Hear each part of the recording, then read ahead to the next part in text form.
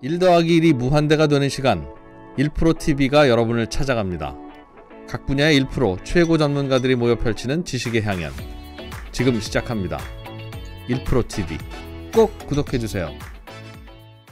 네, 오늘은 뭐 사실은 오늘 주식시장이 안 좋아가지고 분위기가 좀 마음이 속쓰리신 분들이 많으실 텐데 그래도 또 뭐 이 시간만큼은 주식 얘기는 잠깐 잊어버리시고 뭐 다른 세상 사는 많은 얘기들이 있으니까요.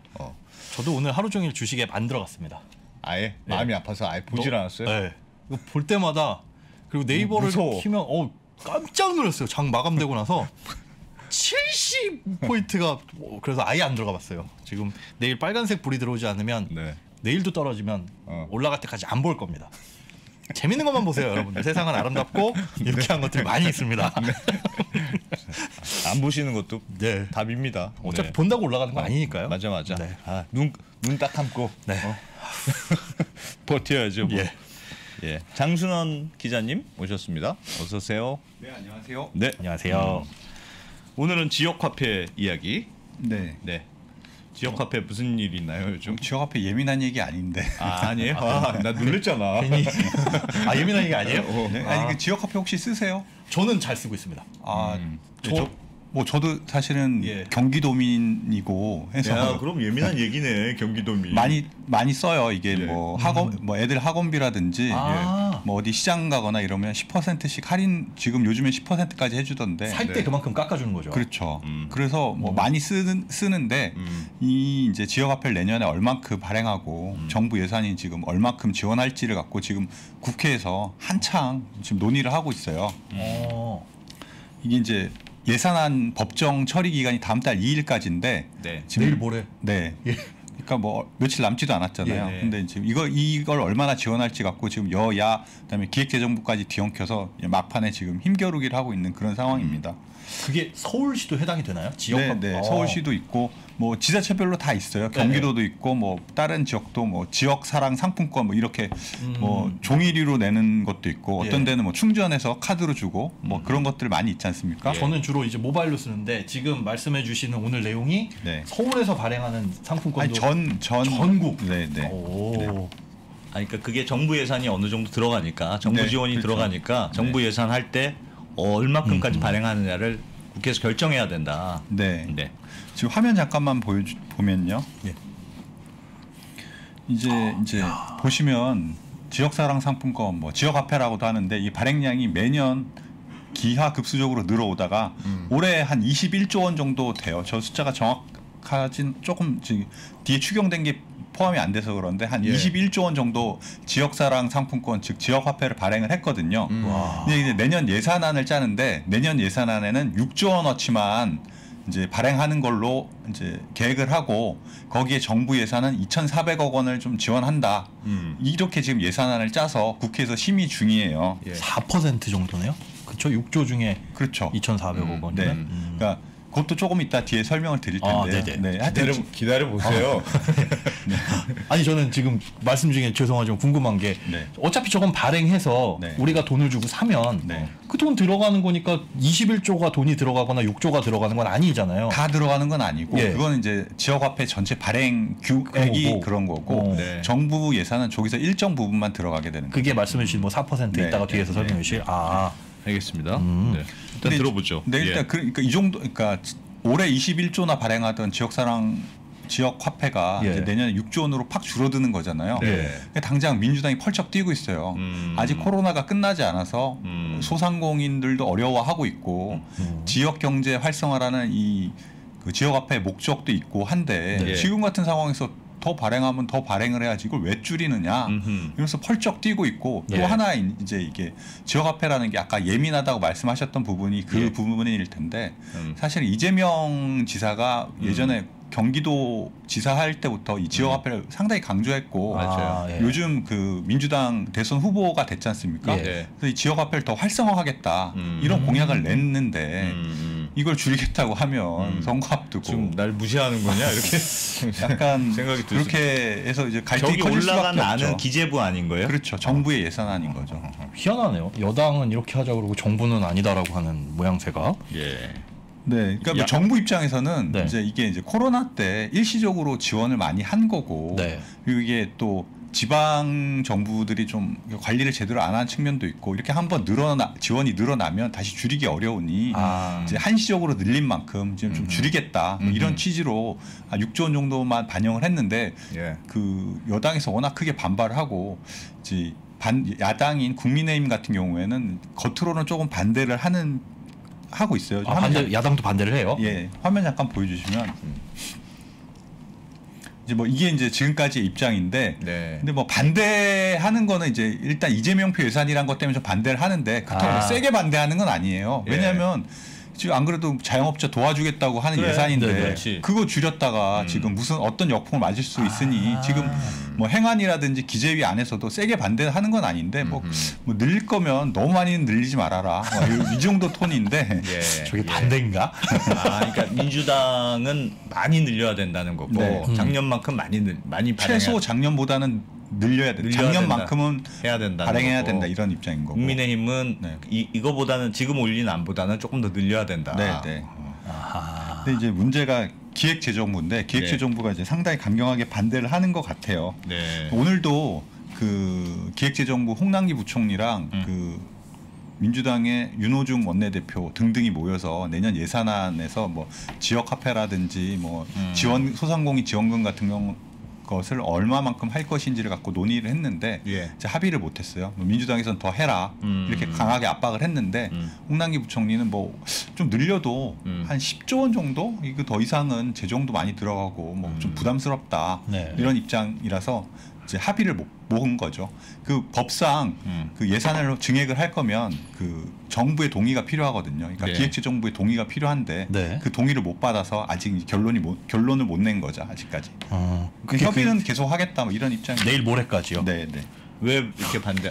예산 많이 들어가니까 반대한다. 그냥 이런 거군요. 예산도 많이 들어가고 이게 또 한 번 늘려놨던 이게 한번 늘려놨던 예산을 줄이기가 또 쉽지 않잖아요. 예. 또 이게 기획재정부 입장에서는 이 지역화폐 많이 발행해봐야 사실 이게 지자체장의 어떤 치적 같은 느낌이 강하거든요. 우리 동네에서 이런 소상공인 활성화를 위해서 예산을 따서 네. 지역화폐 발행을 많이 늘렸다. 뭐 이런 것도 있고 또 이제 아무래도 재정이 가는 거니까 예. 많이 들어가요. 부담스러울 수밖에 없죠. 그러니까 정부 재정이 얼마나 들어갑니까? 이게 이제 아까 말씀하셨는데 지금 이제 이게 구조가 좀 있어요. 그 지역 화폐를 발행하면 저희가 뭐 100만 원어치를 살 수 있다고 치면 네. 저희가 실제로 내는 돈은 90만 원 정도잖아요. 그렇죠. 네. 10만 원 정도 미리 할인을 받아서 구매하는데 네. 이제 거기에 이제 정부 지금까지 그러니까 올해 같은 경우에 정부가 거기서 8%를 지원했어요. 국비 지원을. 그 지역 사랑 상권이 아니라 정부 사랑인데. 그러니까 예를 들면 100만 원에서 네. 아니 100만 10만 원에서 네. 10만 원짜리 내가 사면 9만 원을 살 수 있잖아요. 10%를 그렇죠. 할인해 줘요. 그럼 네. 만 원을 네. 정부가 지원한 건데 네. 그 만 원 중에 네. 80%를 정부 기재부가 내는 거고 정부 예산으로 지원한 거죠. 중앙정부 예산으로 내는 8,000원은 중앙정부가 지원한 거고 20%만 지자체에서 네. 내는 거고 올해는 지금은 그런 구조예요. 20% 정도만 지자체가 부담을 하니까 그럼 지자체에서는 많이 할수록 좋겠네. 그러게. 아직은 지금은 큰 부담이 없이 발행을 많이 할 수 있죠. 예. 네.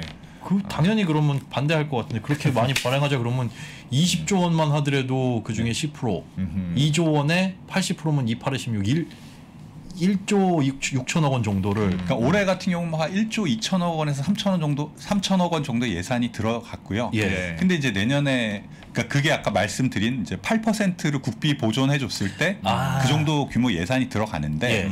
이제 원래는 이게 이제 작년 올해를 제외하면 한 3에서 4%만 국비 지원을 해줬어요. 예.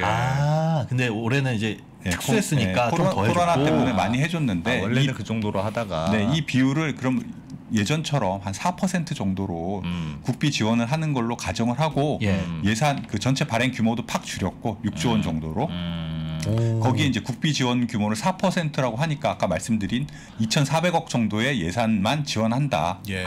이렇게 이제 지금 안을 짜놓은 거죠. 그러면 21조에서 6조 원으로 줄었어도 그게 지원 비율로 따지면 6조 원의 느낌이 아니라 사실 3조 원까지 줄어든. 왜냐하면 8% 해주다가 4%로 줄어든 거잖아요. 네, 지자체 입장에서는 그렇게 느낄 수 있는 게 이제 올해까지는 2%만 부담을 해도 됐는데 국비가 이제 4%만 지원되면 이제 이걸 만약에 똑같이 이제 그 지역의 소비자들한테 똑같은 혜택을 주려면 네.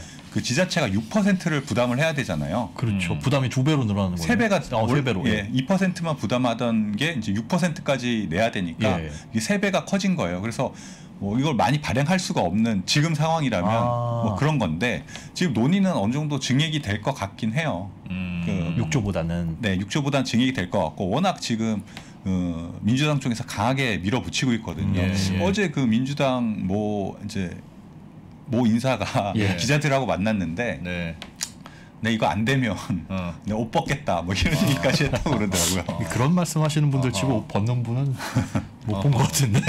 그래서 지금 하여튼 강하게 압박을 하고 있어서 늘어날 것 같긴 해요. 근데 말씀드렸던 것처럼 이제 기획재정부가 이 국고 지원 비율을 4%로 유지를 하면 총액이 좀 늘어날 수는 있겠지만 그 지자체 부담은 훨씬 더 커지는 거다 보니까 이게 뭐 기획재정부 입장은 이런 겁니다. 이제 올해 초과 세수가 많이 거쳤잖아요. 네. 지금 뭐 19조 이상 초과 세수가 거쳤는데 그게 법에 보면 그 초과로 거친 세수의 한 40%는 지방 교부금으로 내려보내야 되잖아요. 예. 교부금이라는 게 사실은 지자체장의 판단에 따라서 필요한 데 쓰면 되는데 그렇게 돈이 지원이 되니까 뭐 6%로 부담이 늘어나더라도 교부금을 갖고 좀 발행을 하면 된다. 뭐 이런 입장이긴 해요.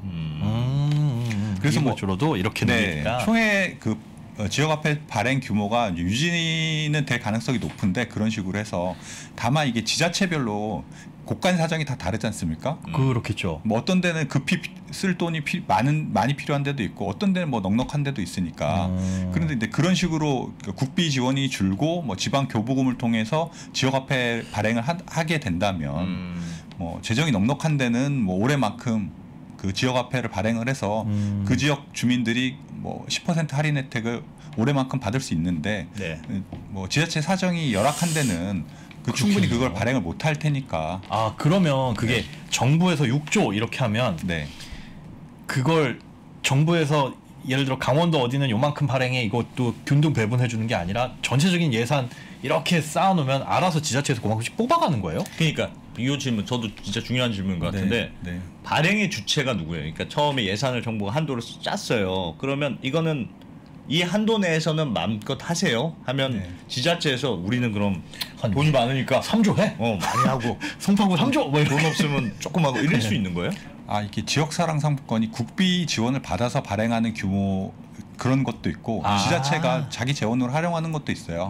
근데 국비 지원을 받아서 발행하는 지역 화폐 같은 경우에는 이제 지자체 뭐 예를 들어서 경기도 어떤 지역이라고 치면 그 지자체들이 경기도에다가 이제 올해 뭐 얼마를 발행할 거야라고 이제 계획을 해서 올리면 경기도가 취합을 해서 이제 행정안전부에다가 이제 올리거든요. 그럼 행안부가 발행 실적이랑 뭐 사용 실적이랑 이런 것들을 해서 뭐 100만큼 지원해줘 해도 다 하는 건 아니고 뭐 지자체 규모라든지 지원 실적이라든지 뭐 이런 것들을 고려해서 이제 재원을 내려보내면 거기에 맞게끔 이제 그 국비 지원 받은 걸에다가 플러스 이제 지역 재원을 넣어서 그 지역사랑 상품권, 그러니까 지역화폐를 발행하는 구조입니다. 그러면 지자체가 돈이 없어서 막 이렇게 정부가 못할 만큼 그런 경우는 없겠네요. 그러니까 정부가 다 신청을 받아가지고 거기서 나름대로 배분을 해주는 구조면 예를 들면 방금 얘기 듣고 돈 많은 데는 많이 발행해서 국비도 많이 받고 그런 건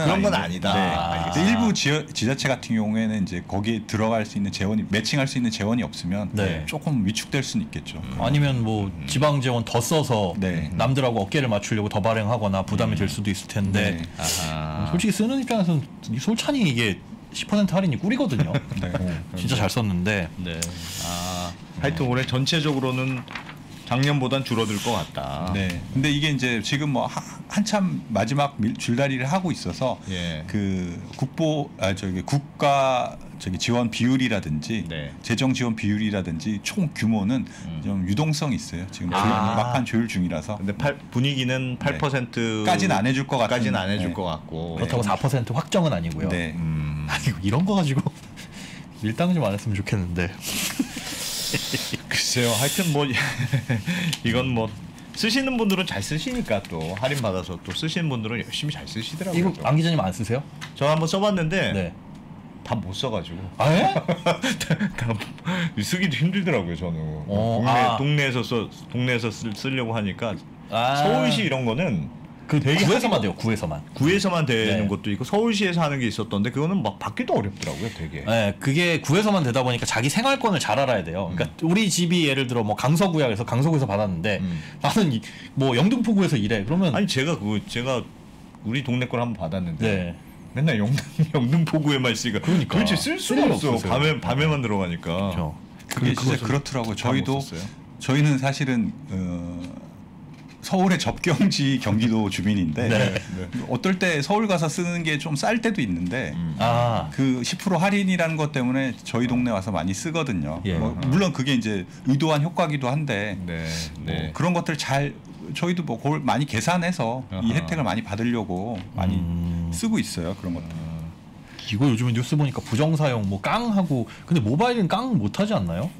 모바일은 좀 어려울 것 같고 종이류로 이제 뭐 지방에는 종이류로 나가는 것들도 꽤 있다고 하는데 그런 것들을 깡으로 해서 이제 할인하는 뭐 인터넷 카페 같은데 올려서 깡을 하고 뭐 그런 걸로 부정 사용하는 경우가 꽤 많이 적발이 되고 있어요. 얼마에 깡을 해요? 깡을 하면 얼마에 합니까? 10% 싸게 샀으니까. 뭐 10% 싸게 샀으니까 중간 뭐 그런 수집상들 같은 사람들한테 뭐 5, 6% 정도 이제 조금 싸게 넘기고 그 사람들도 또 차익을 넘기고 지금 뭐 백화점 상품권 깡 하는 거랑 매우 유사하죠. 근데 백화점 상품권은 불법이 아니잖아요.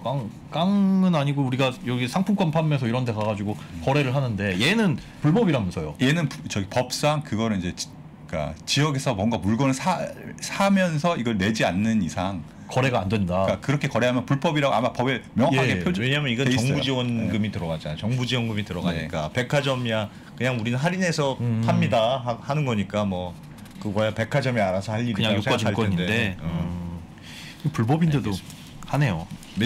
내일 모레 결정이 되겠네요. 네. 지역 화폐 관련해서 하여튼 지자체 비율이 좀 정부 지원금이 좀 줄어든다. 이거 글쎄요 얼마가 나올지 모르겠는데 저는 잘 쓰는 편이라서 아쉽긴 하네요. 그러니까 그런 말씀드린 대로 그 지역 교부금을 활용해서 뭐 그 부족한 부분을 채울 수도 있으니까 얼마나 증액이 될지 또 국고 지원 비율이 어느 정도 선에서 결정될지에 따라서 조금 차이는 있을 것 같습니다. 내일 모레 또 하나 뉴스가 생기겠네요. 얼마로 됐다라는 거예요. 그런 얘기들이 있었군요. 네. 다음이 또 하나 준비해 오신 거 있죠? 예. 네, 이제 마이데이터라고 이제 많이 들어봤어요. 네, 많이 들어보셨을 건데 이제 내일부터 12월 1일부터 마이데이터 시범 서비스가 이제 시작하면서 그동안은 말만 했었고 시작은 내일부터 한다. 공식적인 사업은 이제 내일부터 시작을 하고 내년 1월부터 이제 정식 서비스가 출범을 하게 되는데 이 마이데이터라는 그게 뭐예요? 아니 그러니까 저는 얘기는 진짜 많은데 구체적으로 뭐 어떻게 된다는 건지를 잘 모르겠더라고. 이제 소비자가 동의를 하면 이제 그 소비자가 금융거래를 하면서 생기는 각종 데이터들 있잖아요. 마이데이터라는 게 이제 그 온갖 종류의 데이터의 소유권이 나한테 있다.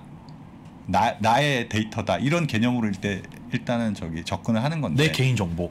아니 그러니까 제가 아는 선에서의 마이데이터는 예를 들면 제가 은행에서도 거래하고 증권회사에도 거래하고 뭐 보험회사에 거래하잖아요. 그 정보는 각각 회사가 다 갖고 있잖아요. 내 정보를. 그럼 내 정보인데 내 주인이 난데 왜 너희들이 각각 가지고 있니? 그러면 내가 예를 들면 어떤 은행을 정해요. 얘를 대리인으로 내세울 테니 얘한테 정보를 다 줘. 내가 어디 가서 신용카드로 무슨 밤 뭐 먹는 몇 시에 뭐 먹고 이런 거 다 줘. 난 여기만 들어갈 거야. 여기 들어가면 내 정보가 다 있게 해줘. 그래서 하여튼 금융 데이터의 주체를 소비자한테 돌린다. 이런 거다. 이렇게 들었는데, 그러니까 맞아요. 은행, 보험, 증권 뭐 각각에 흩어져 있는 금융 데이터들을 한 곳에 모으고 그 모은 데이터를 바탕으로 필요한 뭐 자산 자문 서비스라든지 뭐 재무 설계라든지 이런 각종 금융 자문 서비스 등을 해주는 그런 서비스를 이제 마이데이터라고 보시면 됩니다. 뭐 좀 쉽게 설명을 좀 드리면 예를 들어 드리면 제가 뭐 한 은행의 마이데이터 서비스에 가입을 했다고 치면요. 제가 뭐 지금은 뭐 오픈 뱅킹이라고 해서 뭐 어느 정도 통장은 다른 통장의 계좌 잔액이라든지 뭐 이런 거 볼 수 있잖아요. 예. 근데 이제 저의 모든 웬만한 그 금융과 관련된 모든 정보를 다 이제 한 곳으로 모을 수 있게 되는 거예요. 그 화면 잠깐 보여주시면요. 예.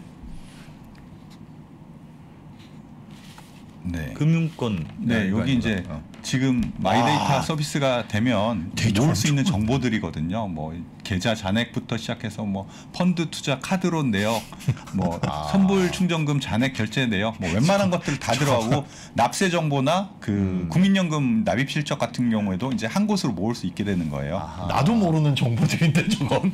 이거 되게 편리하겠다. 왜냐하면 펀드도 막 어떤 건 여기 이 증권사에 들어가 있고, 그쵸? 어떤 건 여기 도대체 내 거 얼마나 떨어져서 여기 한번 들어가서 봤다 저기 한번 들어갔다 봤는데 그런 모든 금융 관련 데이터를 한 곳에 모아서 예. 이제 뭐 제가 이제 그 서비스에 가입하게 되면 제가 뭐 술을 먹고 택시를 자주 탄다. 한 달에 뭐 한 택시비면 50만 원 이상 나간다. 네. 이럴 때는 본인 얘기잖아요.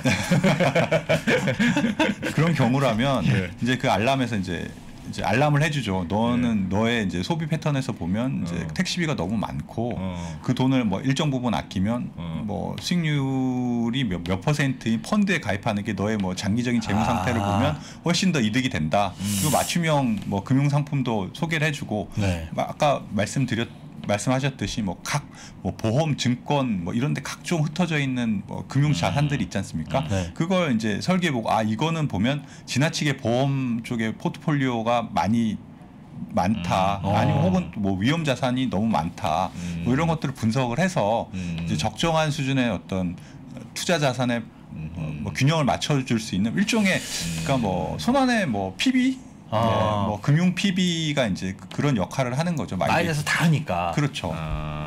근데 이게 좋은 쪽으로 보면 그럴 것 같은데 사실은 그 데이터를 제가 만약에 활용할 수 있는 금융기관의 입장이라면 그렇게 쓰는 것보다 저의 무슨 택시비를 아껴준다기보다 요놈 택시 많이 타는구나. 그래서 요때쯤 되면 택시 광고 이거 뿌려주고 그 뿌려주는 그 광고를 이쪽에서 돈 받고 그렇게 활용을 하지 이걸 나를 위해서 뭘 해주겠어. 솔직히 그러지 않나요? 제가 만약에 그럴 수도 있을 것 같아요. 뭐 어떤 소비를 많이 한다 그러면 얘는 이런 소비를 좋아하는구나 해서 그 광고를 타겟팅해서 뿌려주고 그 광고를 받는 쪽에서 또 돈 받고 이렇게 쓸 것 같지 그렇게 아름답게 써주진 않을 것 같은데. 물론 그런 얘기들도 좀 있을 것 같아요. 그런 게 있을 수 있을 것 같긴 한데 뭐 일단은 이제 사람들 많이 끌어 모아야 되고 그러려면 이제 뭐 사람들이 필요로 하는 그런 서비스들을 일단은 지금은 좀 제공을 할 것 같아요.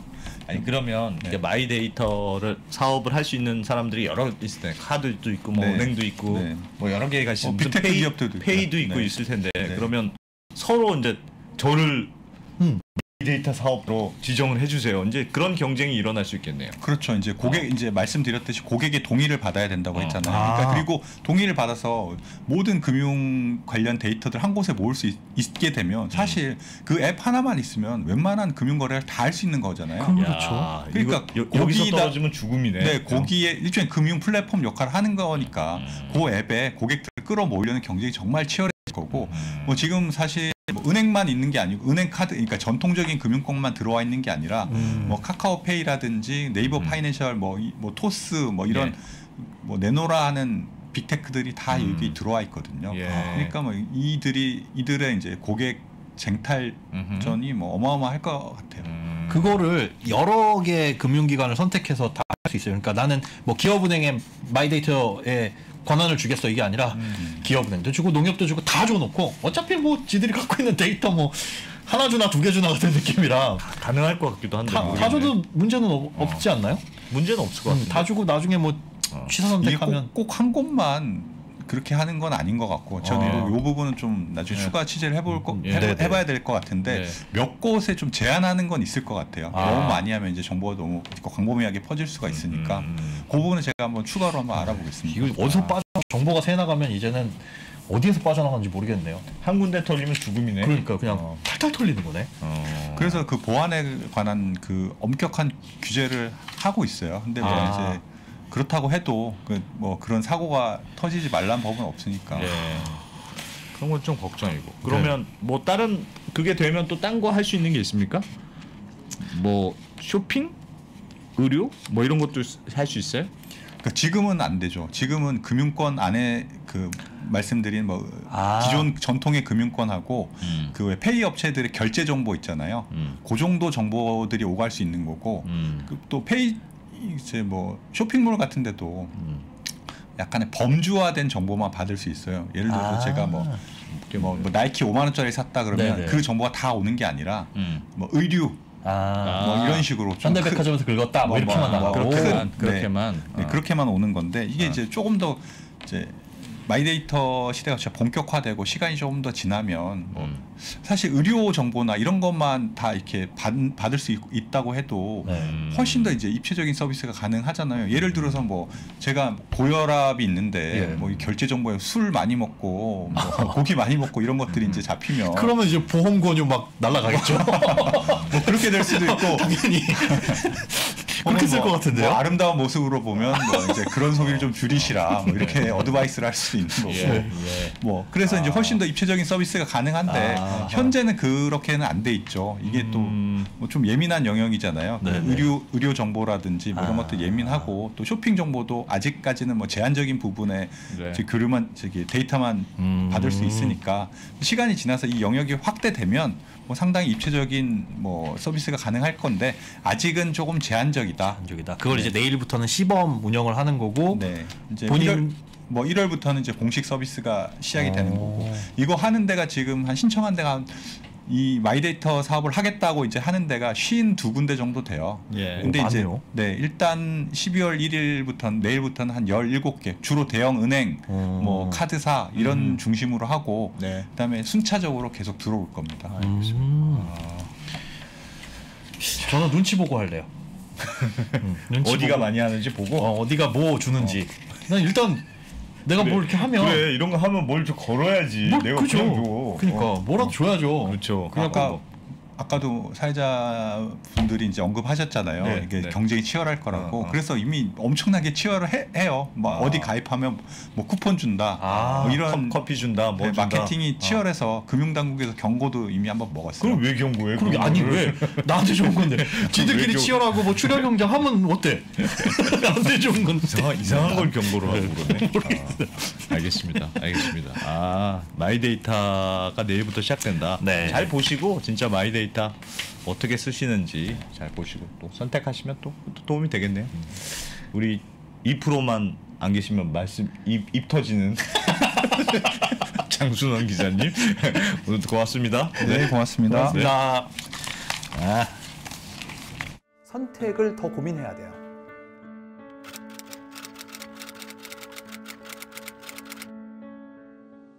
송기룡 부사장의 3프로TV 강의가 출시된 이후에 이렇게 3프로TV 수강생 여러분께 감사하다는 말을 많이 들은 적이 있는가 싶습니다. 앞으로 직업이 바뀔 게 두 가지가 보이는 게 한국 사회에서 공채가 사라질 것 같다. 이유는 사고와 시선, 의사결정의 변화가 요구되는 시점이죠. 송기룡 부사장의 세상을 읽는 방법 그리고 관점을 통해서 다가올 변화에 준비하십시오. 변화를 준비하시고 기회를 잡아보시기를 바랍니다.